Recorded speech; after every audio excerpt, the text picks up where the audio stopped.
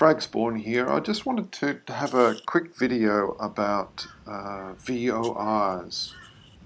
These are beacons that are usually at aircraft airports, and I wanted to specifically use a VOR to line me up for landing.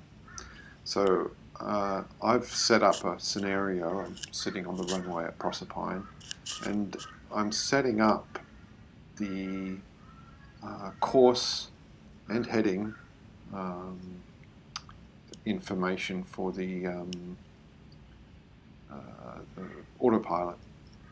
And as it turns out, the runway designation for Hamilton Island, for which I'm going to fly to, is 320 degrees.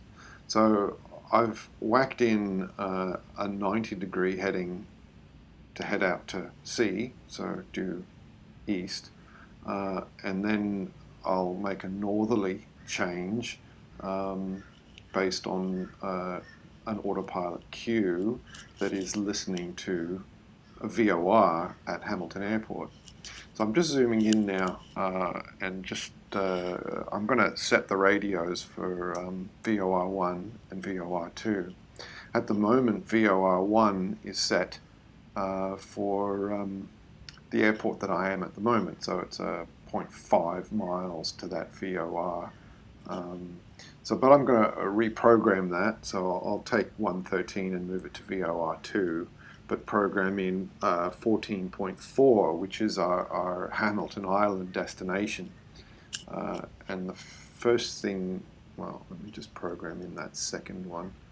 So when I activate both of those, you see in the backup indicator in the bottom right-hand corner of the screen, arrows that are pointing off to the destinations of both of those two airports. And you'll see those needles move as we fly our route.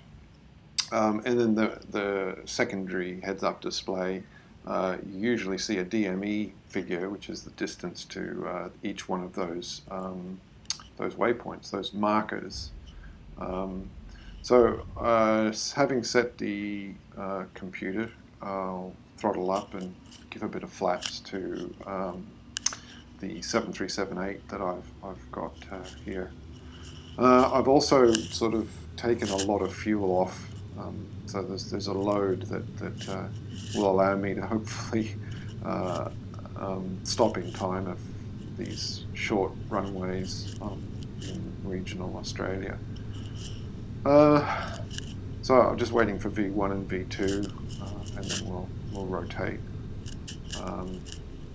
And we're in the air, so I'll get to just below 20 degrees of upward slope and switch on the autopilot.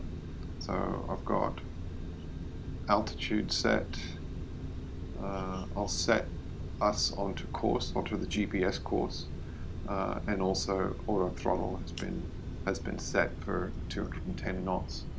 So the autopilot is now got the plane, and a predefined course that I've set is going to take it in almost a 360-degree turn. So I've just taken off from Proserpine Airport.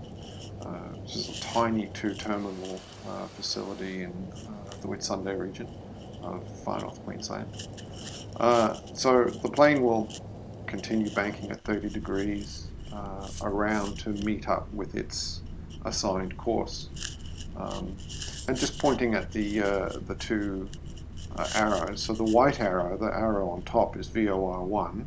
So we're 25 miles away from our destination. And that black one with the white border is VOR2. And we're just 3.9 miles from our takeoff point. All of this summarily being ignored by the autopilot. So the autopilot's using GPS navs to implement the assigned route.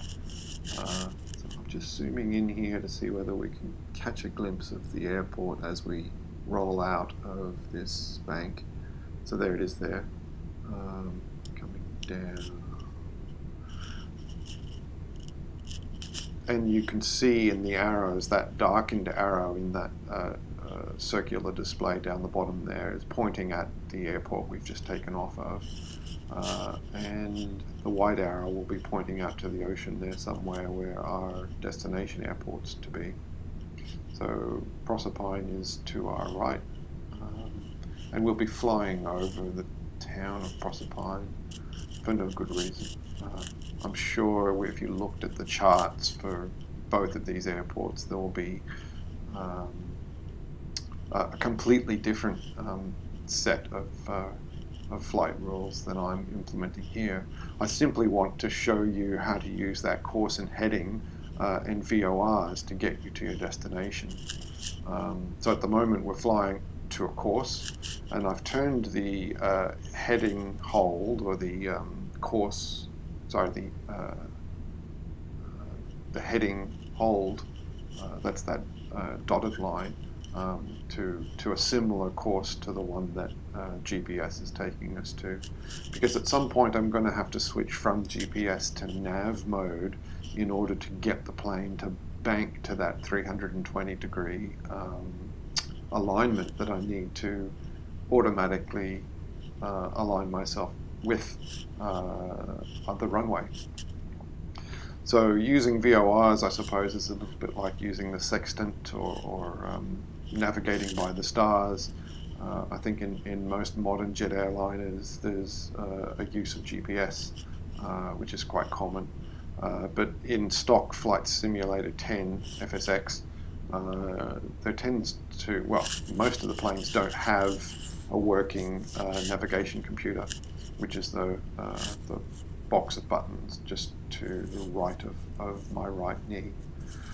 We're zooming out now to try and find the airport. The airport, I think, based on the arrows, if we look at the white arrow, so she's sort of coming around to 30 degrees. Yeah, it should be out of our left window. So we should, given the fact that we're only 17 miles from that particular runway strip, we should be able to have some visual sighting of it. The plane is still in GPS mode, following a route, a pre-planned route, and it's just aligning itself up to the 90-odd degree heading that we need to get ourselves to what essentially is a waypoint above our glide slope to Hamilton Airport. I've also, if you look at the fuel settings, I've taken a lot of fuel off, so the plane is a lot lighter, and with these short runways it's probably quite necessary. So we can see the end of the runway, just spotted there, and eventually when we look out again we should see the tower, the non-existent tower, and possibly a few radio beacons.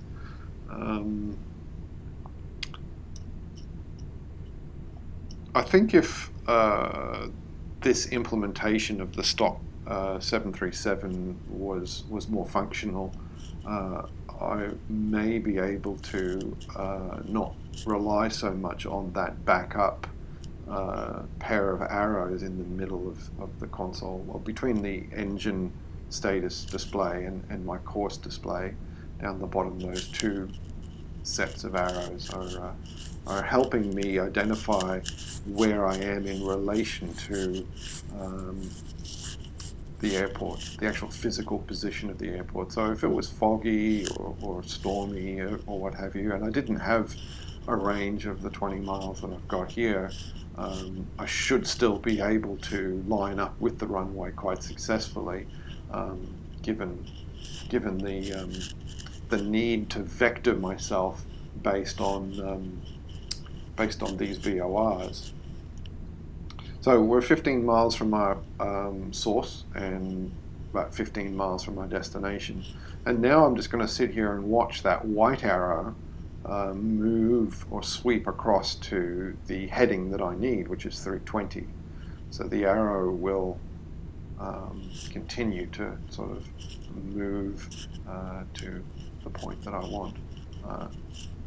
but the plane won't do anything. Well, the plane will specifically follow a course that I've mapped out here, but I'm essentially going to turn off the flight plan and settle the plane on a heading of 90 degrees of due east, and it will fly due east until I run out of fuel, unless I switch on the VOR LOC button, which will tell the autopilot that it needs to intersect with the vector 320 degrees, or the opposite of 320 degrees across that same vector,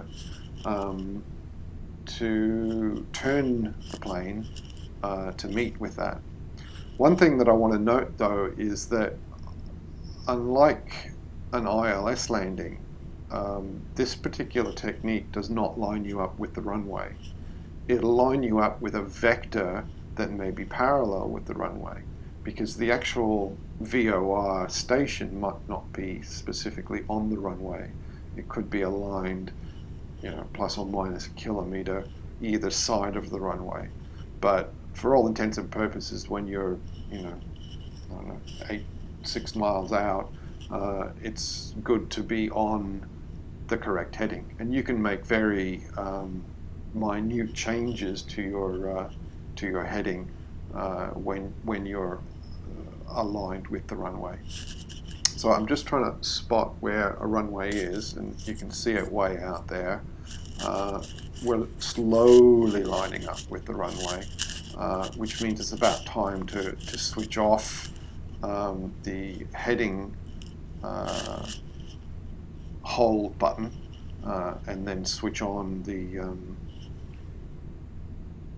VOR LOC button, and that will essentially tell the flight management computer or autopilot to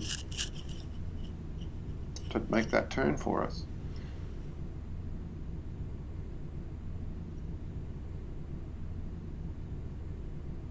Yeah, so the button underneath is the approach hold button. That's not the one that you would press. Approach hold is specifically for ILS landings, and it's a very similar procedure, except the plane will align you and put you on a glide slope. So essentially, the ILS versus visual flight rules is a computer land option.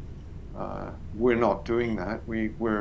We're going to take control of the plane, maybe 3 miles out, and 1,000 feet, such that we can get ourselves on the ground on a nice glide slope. Whereas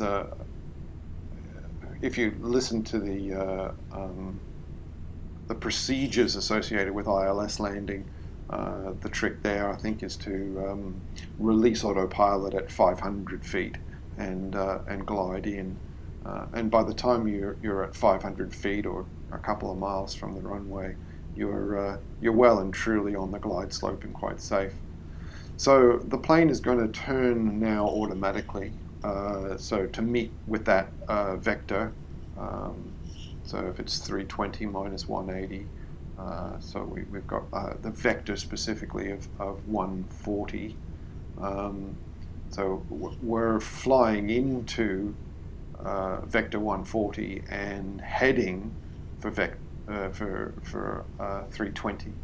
So you'll see we'll sweep across 0, true north, and just go a little bit further beyond. In fact, what the plane will want to do is to align us on that specific vector, and you can see the turning circle of this big bird is not conducive to the autopilot getting it right. So it's going to overbank, meet up with that vector, and make alignments from there.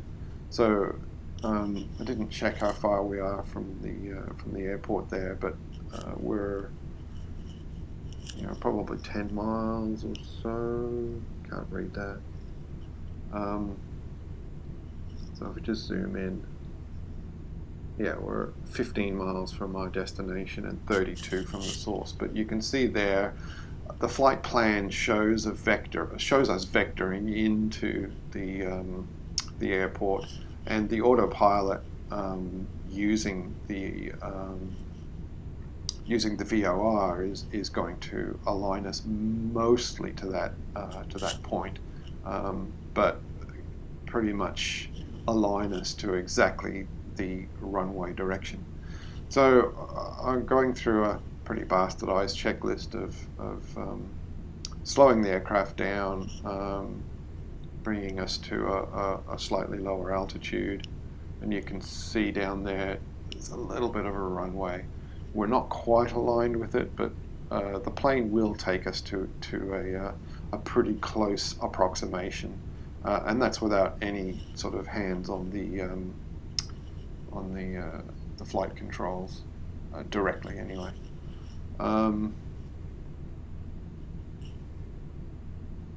So I've probably got to put flaps, yeah, probably push flaps and drop gear and spoilers, and I choose auto brake. I don't even know whether it works or not, but when I hit the ground I usually spam reverse and auto and brake at the same time, so it's kind of irrelevant for me to arm the auto brake. So I still haven't let go of the autopilot, but I will take on the throttle control. So I'll flick off the auto throttle when I see the landing approach lights, which are there out in the distance.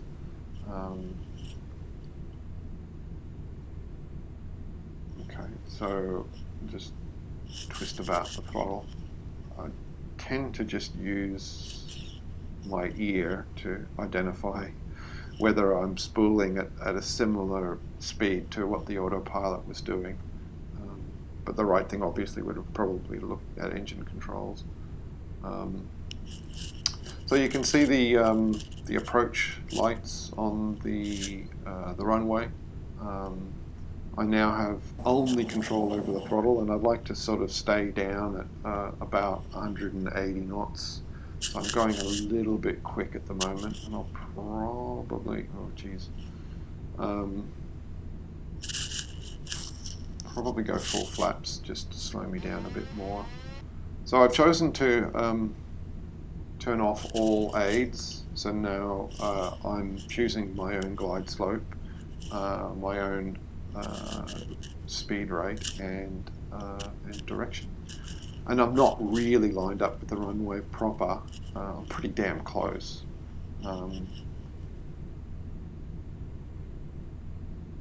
So now it's just a question of eyeballing the runway and banking and using the rudder controls a bit to sort of move me into the right position.